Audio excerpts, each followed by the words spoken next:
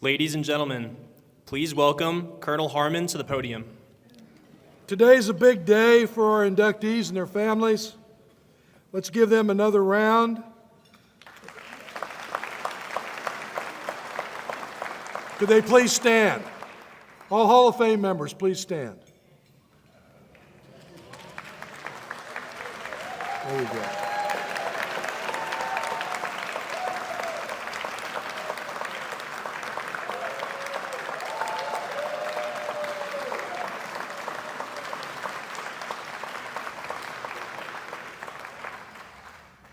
I want to acknowledge those alumni who were inducted posthumously, many of which died in combat as young men. Let's have a moment of silence in their honor.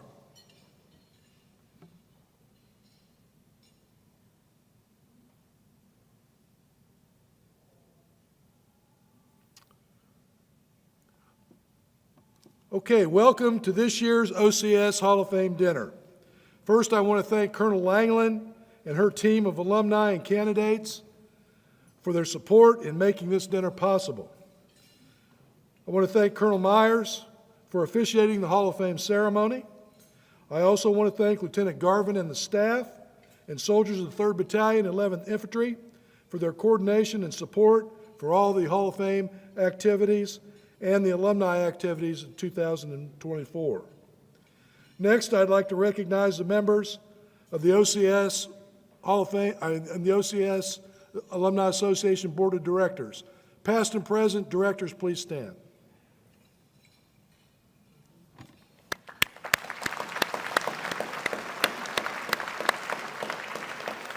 Thank you. And finally, I want to thank our corporate sponsor, USAA, for all they've done to help us provide the services for this Hall of Fame dinner and all the other alumni and reunion activities.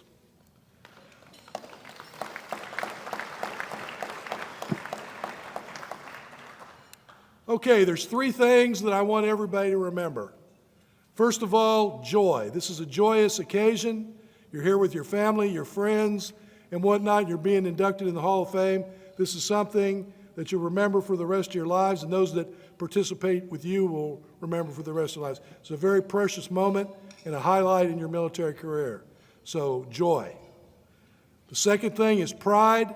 I hope that you have an opportunity to reflect and have pride in your military career, and now it's culminated with being a member of the Hall of Fame. And you will be forever remembered with your biography, your name on the plate upstairs, your name in the memorial walk, and so into posterity's sake, you are now a member of the Hall of Fame forever. But probably most importantly, I want you to think about the final word, and that is humility. When you go in the Hall of Fame, regardless of how good you were or what your career was, remember you're going in the Hall of Fame with 76 Medal of Honor recipients. Many of them died as very young men, performing tremendous feats in service of our country. People like Jimmy Monteith from the Second World War, Don Faith from the Korean War, Keith Ware from Vietnam.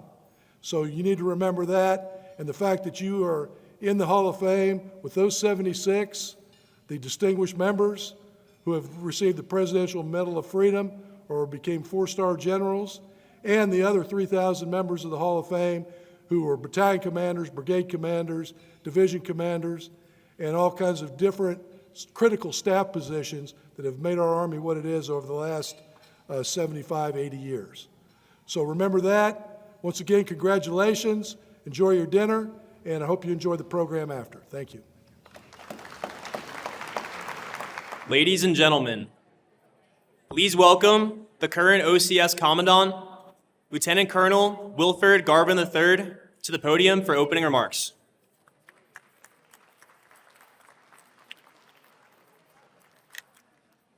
All right, ladies and gentlemen, if you're still enjoying your meals, please continue to eat. And before I introduce our guest speaker, I must report an error occurred during our proceedings during the OCS Hall of Fame induction ceremony. And while perfection is not the standard, in the spirit of standards no compromise, I sincerely apologize. And I request that Lieutenant Colonel William W. Hanson please rise. And allow me to correct the record for so honored an alumni and a fellow cavalryman. Lieutenant Colonel William W. Hanson graduated from Officer Candidate School Class 2-63 USAR, 51st Company, on 27 April 1963, and commissioned as an armor officer in August of 1963. He entered active duty in July of 1967. His first combat assignment was in Long Giao, Vietnam, as the commander of Charlie Troop, 1st Squadron, 11th Armored Cavalry Regiment. He also served as a Squadron S2. Other assignments included the AS-3 in the headquarters of the 11th ACR and the commander of Bravo Troop, 1st Squadron, 11th Armored Cavalry Regiment in Fulda, Germany. He was the aide-de-camp for Don Starry at Tradoc, XO and commander of the 1st Squadron, 10th Armored Cavalry Regiment, Fort Carson, Colorado, and Chief of Staff, Army Assessment and Initiatives Group under General Don Starry at the Pentagon in Washington, D.C. Following his retirement in 1987, Mr. Hanson served 24 years in senior leadership positions at Ford Aerospace, Martin Marietta, and the Lockheed Martin Corporation, and has significantly contributed to the development of Army programs and doctrine.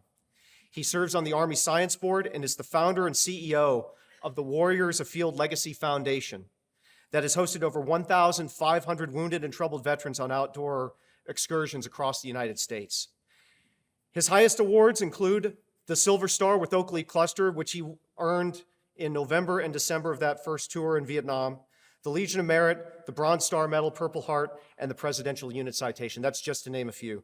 So ladies and gentlemen, please join me in a hearty, correct round of applause for Lieutenant Colonel Hanson.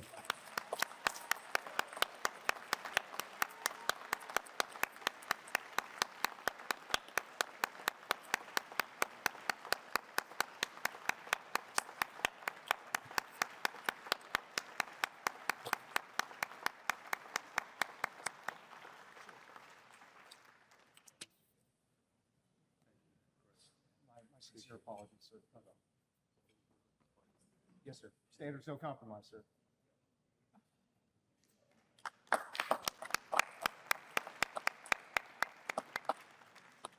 right, now, ladies and gentlemen, it is my distinct honor and privilege to introduce our guest speaker, Lieutenant General John Sylvester. And sir, word loud and clear, this is abbreviated. If you would like to read his entire biography, it can be found in your program. I'm going to pick out a couple of highlights for you, though. General Sylvester began his service as a private soldier and commissioned as an armor officer from Infantry Officer Candidate School at Fort Benning, Georgia in 1968. In 1970, he was assigned to the 2nd Squadron, 11th Armored Cavalry Regiment, and served in Vietnam. He is best known for his command of the Tiger Brigade of 2nd Armored Division, which was under the Operational Controller OPCON of 2nd Marine Division during the Persian Gulf War.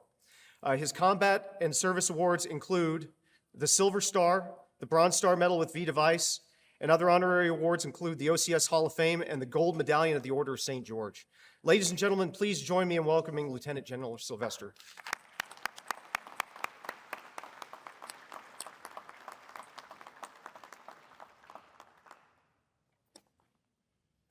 Thanks for abbreviating that deal. There's a bunch of people in here who've been my boss, including Larry Jordan sitting over here, and he would probably say some foul word in response to that. But look, I've been to a bunch of county fairs in my day. I've been to a few goat ropes. I even helped a roommate raise hogs and show them at the Texas State Fair once upon a time. But I ain't never seen anything like me trying to get here. I started last Friday at 4:18 in the morning. I got here today at 4:06 in the morning after getting on and off about 16 different airplanes and having crew timed out and airplanes couldn't fly and Atlanta being ground stopped and. And why do I tell you that? I tell you that because this is worth it.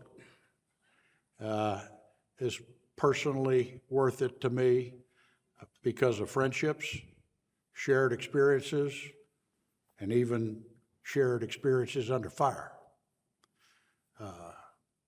Not an OCS graduate, but when I didn't think I was going to get here, I asked Walt Wojciechowski, former commanding general of this whole place, to stand up for me, and Of course, he immediately did that because we're honoring a bunch of great soldiers here tonight.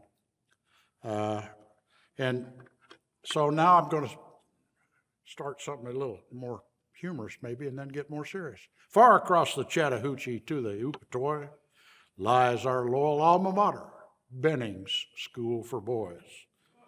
Forward ever, backward never, faithfully we strive to the ports of embarkation. Follow me and die.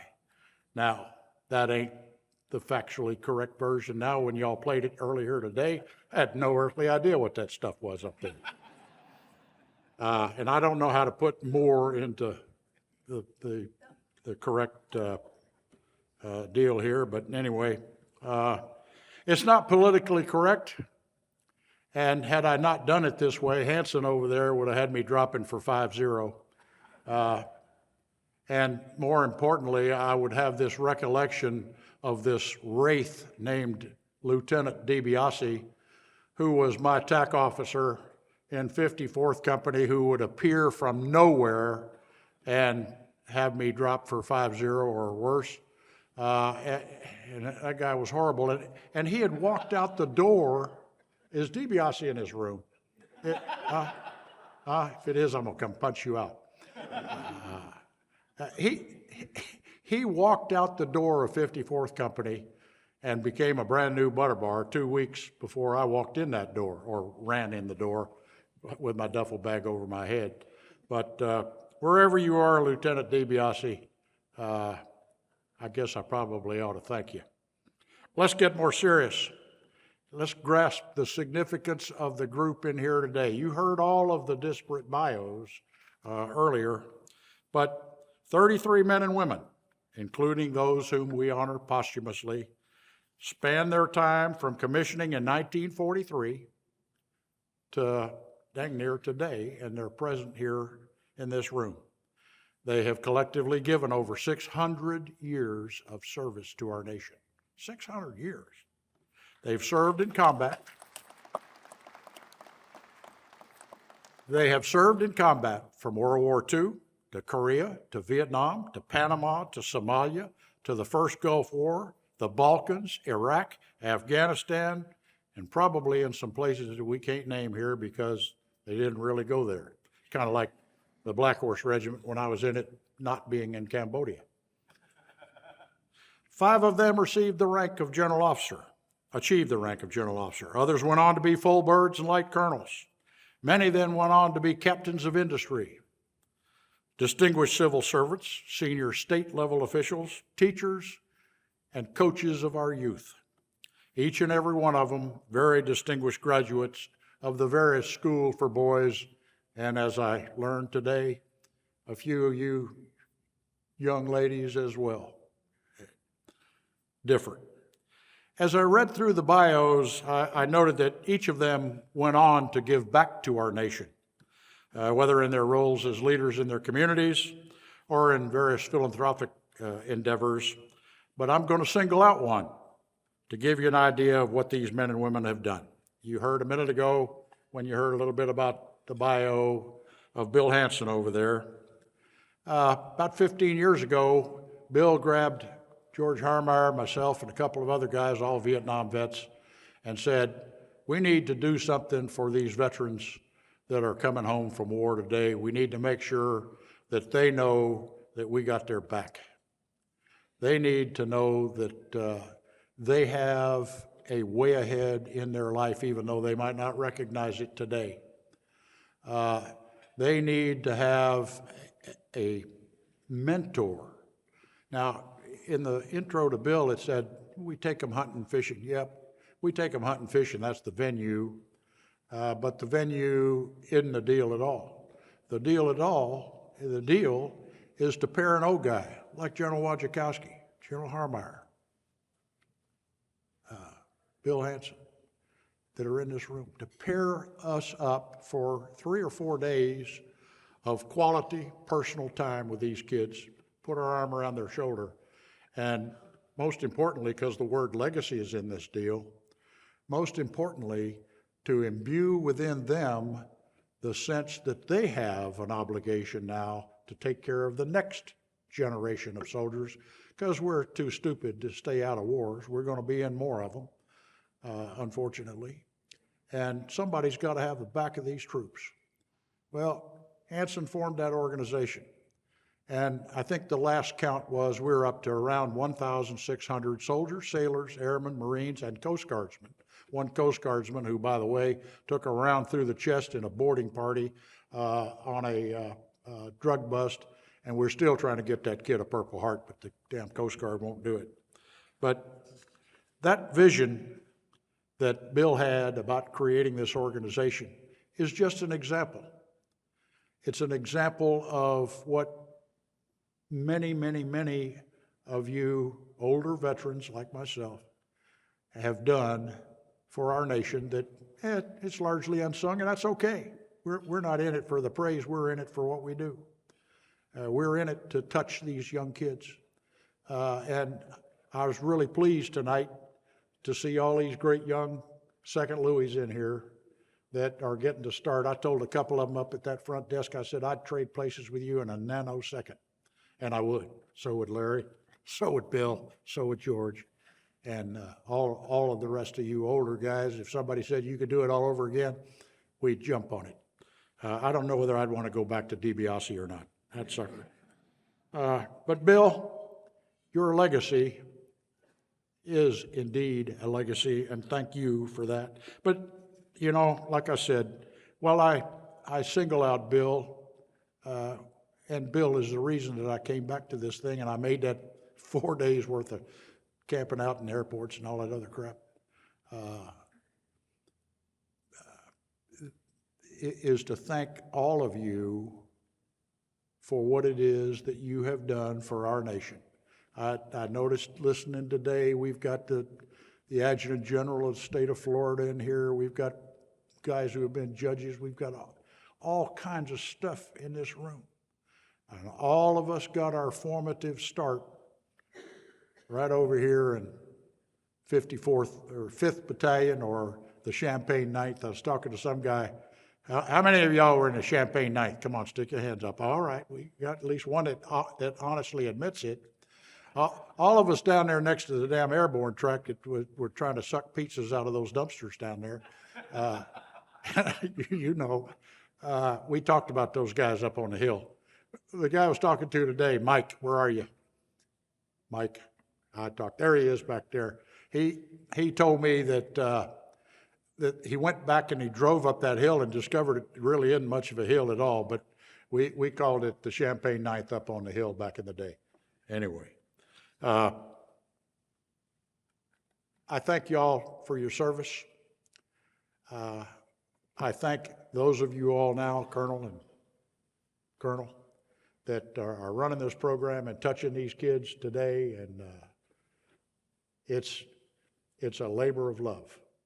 And thank you for doing it, and thank you all for listening to an old guy.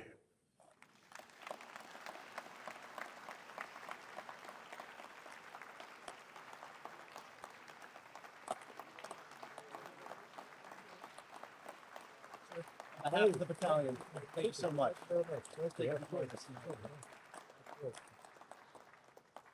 Now, that ain't a coin. I don't know what I'm gonna do with that thing. Got a chip from this year. All right, Hall of sure, Fame. thank you. And here's the association coin. Oh, great, thank you very much. Okay, and this is a plaque that is a replica of what we've got in the OCS Memorial Walk in your own. Super, thank you very much. Yeah. All right, thank you all very, very much.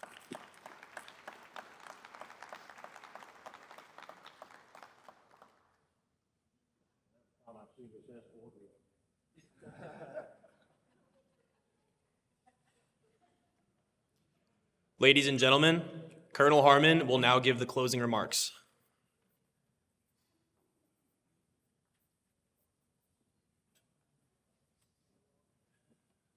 Thank you again, General Sylvester, for your inspirational words. We certainly appreciate that. Thank everybody for coming to the reunion, all of our alumni.